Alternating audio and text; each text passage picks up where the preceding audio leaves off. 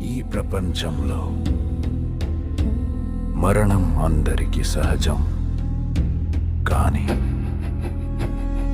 మరణమే రాని జీవితం అది వరమా లేదా భయంకరమైన శాపమా? ఈ ప్రశ్నకు జీవంత ఉదాహరణ అశ్వత్థామ. మహాభారత యుద్ధం ముగిసిన రాత్రి, చీకటి నిశ్శబ్దంగా విస్తరించిన వేళ, కోపం, ప్రతీకారం అశ్వత్థామ మనసును ఆక్రమించాయి. నిద్రలో ఉన్న నిరపరాధులను హతమార్చాడు. ఆ క్షణంలో అతడు యోధుడు కాదు, పాపంగా మారిపోయాడు. ఉదయం శ్రీకృష్ణుడి చూపు అతని మీద పడింది. నీ శరీరం చనిపోదు, కానీ నీ ఆత్మ ప్రతిక్షణం చస్తూనే ఉంటుంది. అది శాపం కాదు, నెమ్మదిగా చంపే తీర్పు. తలలోని దివ్యమణి తొలగించబడింది.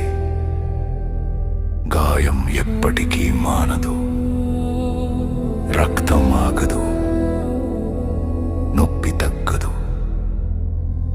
యుగాలు గడుస్తాయి, మనుషులు మారతారు, సంస్కృతులు పుడతాయి, కూలిపోతాయి.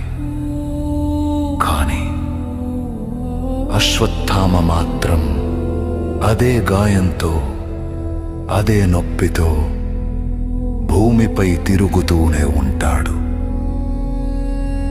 హిమాలయాల అడవుల్లో రాత్రివేళ ఒక నీడ కదిలినట్టు, గుహల దగ్గర గాయాలతో ఉన్న యోధుడిని చూసినట్టు కొంతమంది చెబుతారు. అతడు పేరు చెప్పడు, ఏమీ అడగడు.